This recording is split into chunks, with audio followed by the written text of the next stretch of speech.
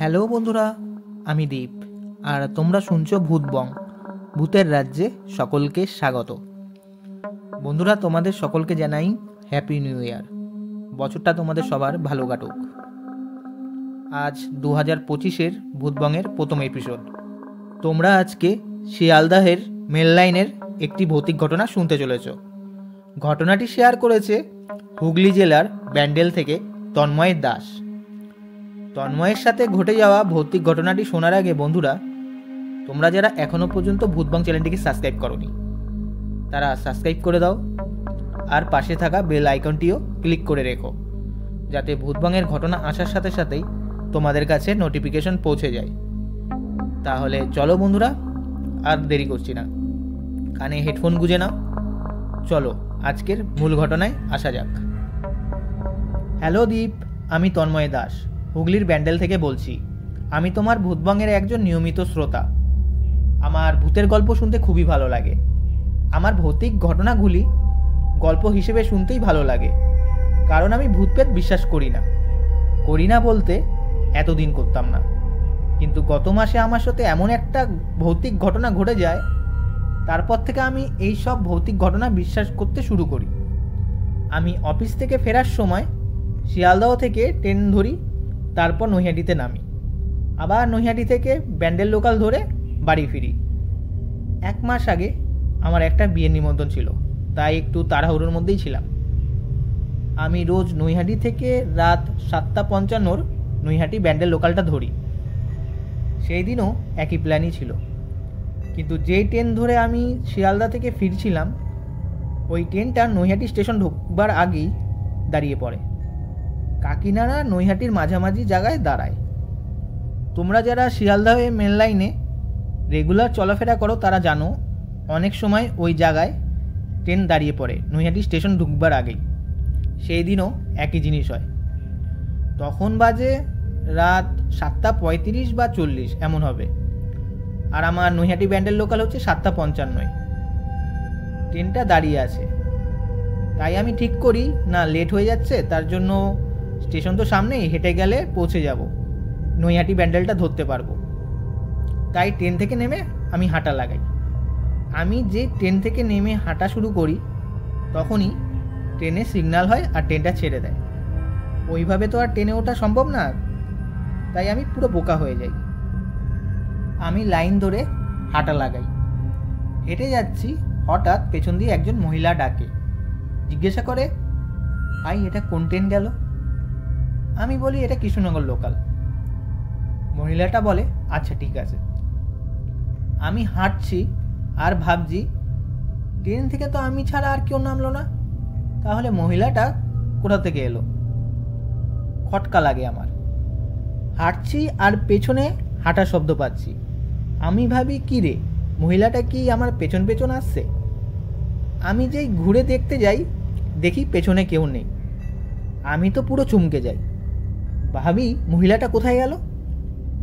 আমার ভৌতিক ফিলিংস লাগছিল, কিন্তু আমি এসব বিশ্বাস করি না, তাই অতটা ভয়ও লাগেনি।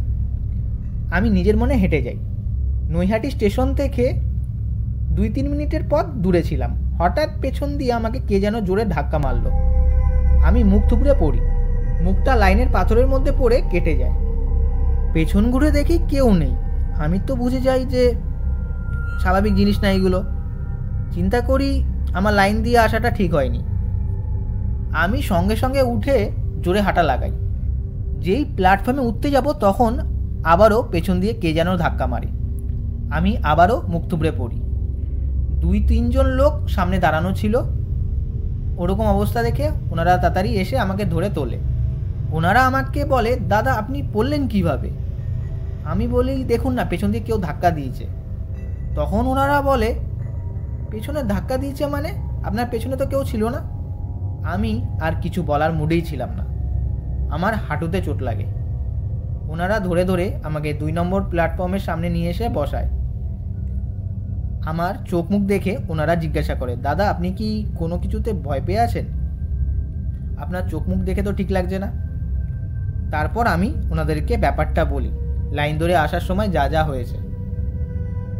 তখন ওনারা বলে, দাদা দেখুন আমরা তো লোকাল এখানকার, আমাদের এই নৈহাটির এই এরিয়ার মধ্যে অনেক রেল দুর্ঘটনা বা অ্যাক্সিডেন্ট হয়, সুইসাইড হয়, তাই অনেকের সাথেই এই এরিয়ার মধ্যে অলৌকিক ঘটনা ঘটে। তাই আর কখনো এই লাইন ধরে আসবেন না। তারপর ওনারা আমাকে ব্যান্ডেল লোকালে তুলে দেয়। ঘটনা এখানে শেষ নয়। আমি জানলার সামনে বসি। ট্রেন নৈহাটি স্টেশন ছাড়ে। ক্রসিং হচ্ছিল বলে ট্রেনটা আস্তে আস্তে চলছিল। আমার বাঁ হাতটা জানালার ঘেঁষিয়ে রাখা ছিল। হঠাৎ আঁচড় লাগে। দেখি সঙ্গে সঙ্গে হাতে 3টে নখের আঁচড় পড়ে গেল আর রক্ত বেরিয়ে গেল। এই আঁচড়ের এত জ্বালা হচ্ছিল যে আমি চিল্লিয়ে উঠি। আমার চিল্লানোতে আশেপাশে প্যাসেঞ্জাররাও আমার সামনে আসে, এসে দেখে যে 3টে নখের আঁচড় আর রক্ত বেরাচ্ছে।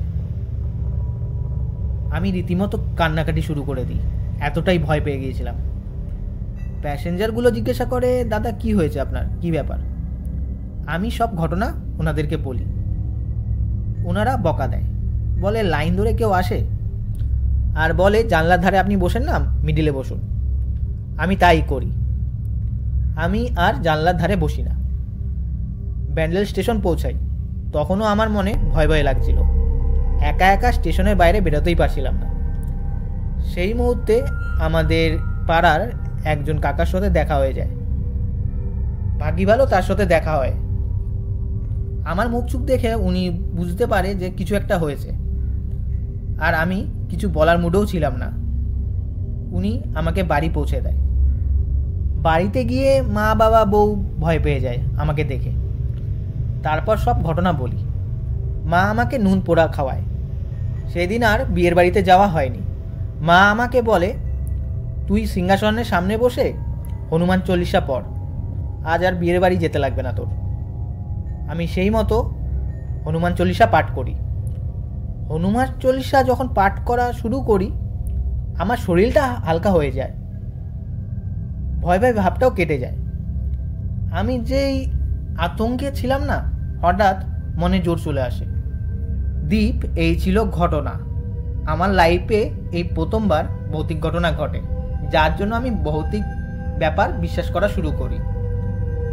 আর পরে আমাদের ধারণা হয়েছিল যে লাস্টে আবার আঁচড় দিল না, এই কারণটা হলো ও আমাকে ওই লাইন ধরে হেঁটে আসছিলাম, বড় কিছু ক্ষতি করতে পারিনি। তাই যখন ক্ষতি করতে পারলো না, শেষে আমাকে আঁচড় দিয়ে চলে গেল। দীপদা, ঘটনাটা যদি ভূতবাঙে পড়ে শোনাও তাহলে খুব খুশি হব। তাহলে বন্ধুরা, আজকের এই ঘটনাটা কেমন লাগলো কমেন্ট করে জানিও, আর লাইক করে দিও। আর বন্ধুরা, তোমাদের কাছেও যদি এরকম ঘটনা থাকে বা যেই ঘটনা থাকুক না কেন, তোমরা যদি ভূতবঙে শেয়ার করতে চাও, তাহলে আমাদের ভূতবঙের ইমেল আইডি bhutbongofficial@gmail.com পাঠিয়ে দিও। তাহলে বন্ধুরা, আজকের জন্য এইটুকুই। Tata, by.